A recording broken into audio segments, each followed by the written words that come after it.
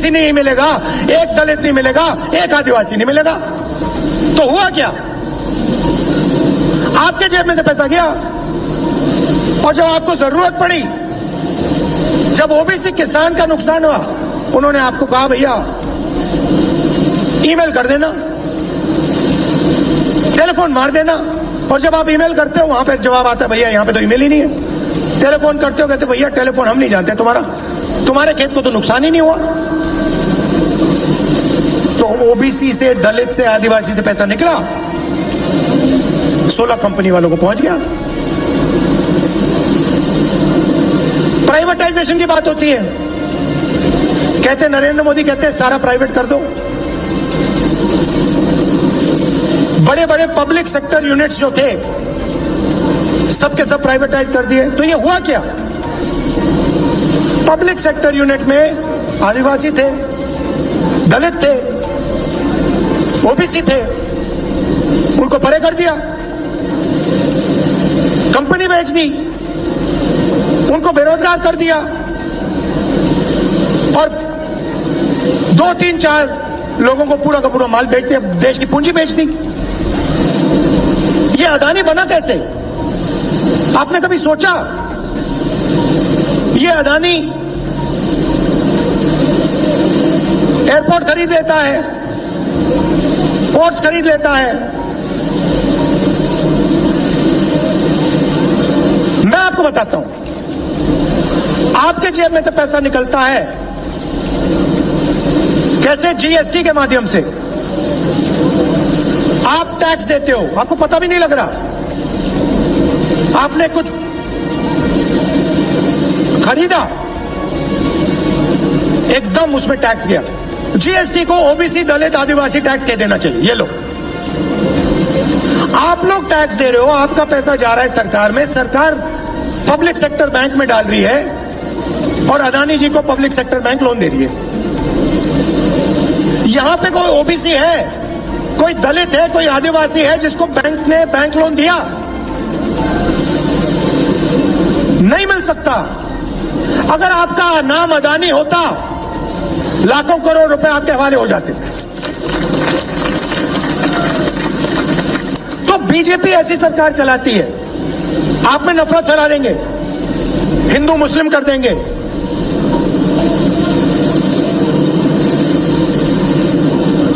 एक जात को दूसरी जात से लड़ा देंगे, और फिर आप जीएसटी में पैसा डालोगे। जैसे ही आपने अपने स्कूटर में, मोटरसाइकिल में पेट्रोल डाला ना, अदानी जी के जेब में सीधा पैसा जाता है, डायरेक्ट। तो 2 सरकारें चल सकती हैं। एक सरकार जो किसानों की, मजदूरों की, छोटे दुकानदारों की रक्षा करती है, और दूसरी सरकार जो अरबपतियों की रक्षा करती है। किसानों को आपने पैसा दिया, मजदूरों को आपने पैसा दिया,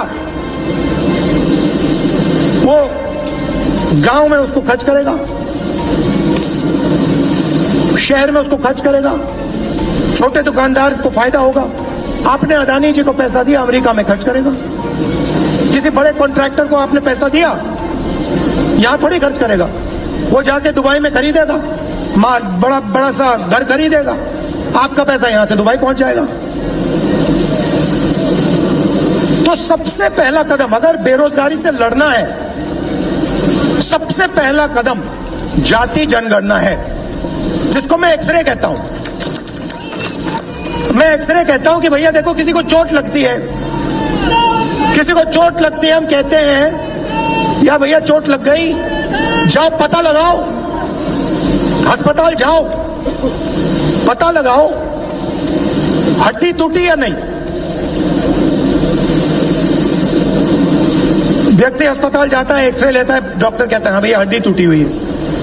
अब हमें सबको मालूम है, पूरे देश को मालूम है कि ओबीसी को, दलित को, आदिवासी को जबरदस्त दर्द हो रहा है।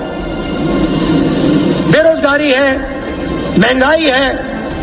तो अब सवाल यह है भैया दर्द क्यों हो रहा है?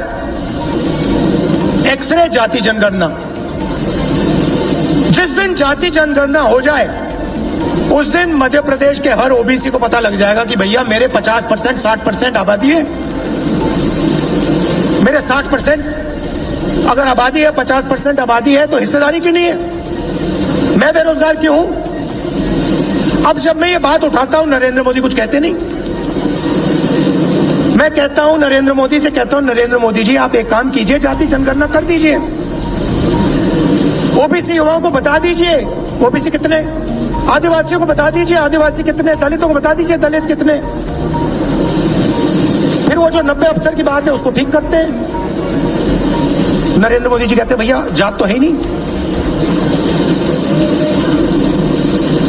ओबीसी जात तो है ही नहीं, अपने आप को ओबीसी कहते हैं, मगर फिर कहते हैं जब जाति जनगणना की बात आती है कहते हैं भैया जात तो एक ही है, गरीब है हिंदुस्तान में। और मैं जहां कन्याकुमारी से कश्मीर गया, मुझे गरीब में कौन दिख रहा है? ओबीसी, दलित, आदिवासी।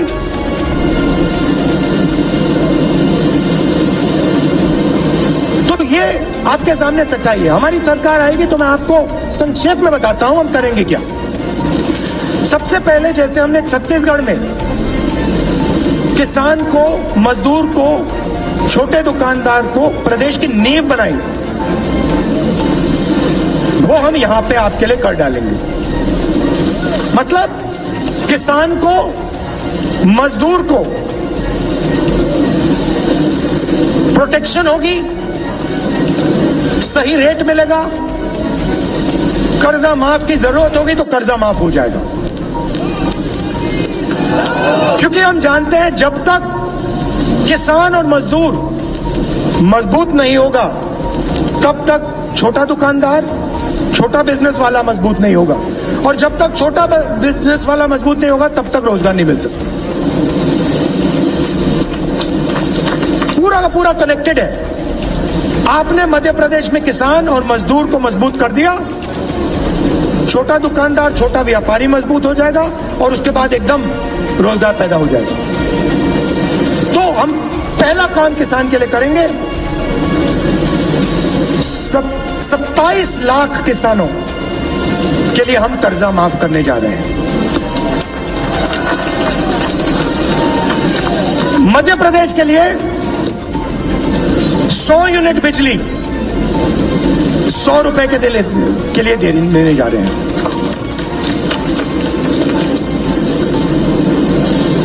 हमने यह वायदा किया था और हमने यह वायदा पूरा कर डाला।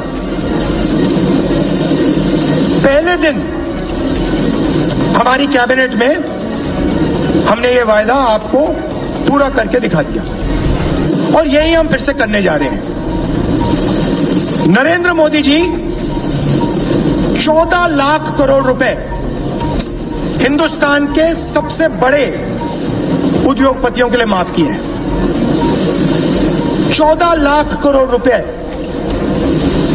और जब हम उनसे कहते हैं कर्जा माफ कीजिए किसानों का, वो कहते नहीं करेंगे। तो 2 लाख रुपए तक का कर्जा मध्य प्रदेश की कांग्रेस की सरकार यहां किसानों के लिए माफ करने जा रही है। जो हमने छत्तीसगढ़ में किसानों के लिए किया, वहां पर सही रेट मिलता है धान के लिए, यहां पर हम 2600 रुपए प्रति क्विंटल गेहूं के लिए मध्य प्रदेश के किसान को गारंटी करके देंगे।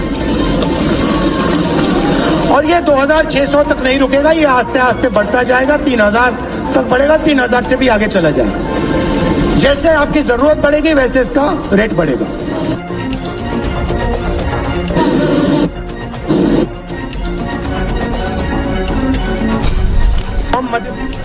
तो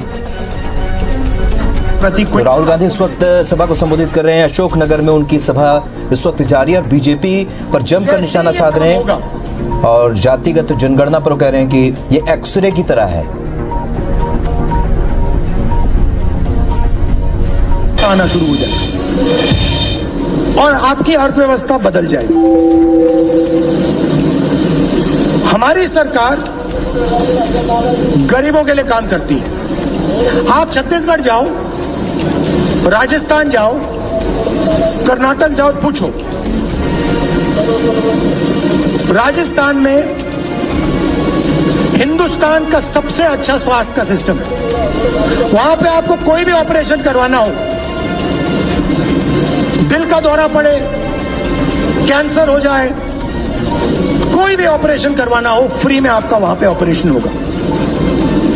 होता है राजस्थान के लोगों का। छत्तीसगढ़ में मैंने आपको समझाया कि हमने किसानों को प्रदेश की नींव, प्रदेश का फाउंडेशन बना दिया। कर्नाटक में हिंदुस्तान का सबसे अच्छा सोशल सिस्टम, गरीबों की रक्षा करने का सिस्टम। हर महीने 2000 रुपए महिलाओं को। कर्नाटक में कर्नाटक की महिलाएं, सुनिए, मजे की बात सुनिए, कर्नाटक में कर्नाटक की महिलाएं बस में मुफ्त में घूमती हैं, एक पैसा नहीं देना पड़ता पूरे प्रदेश में।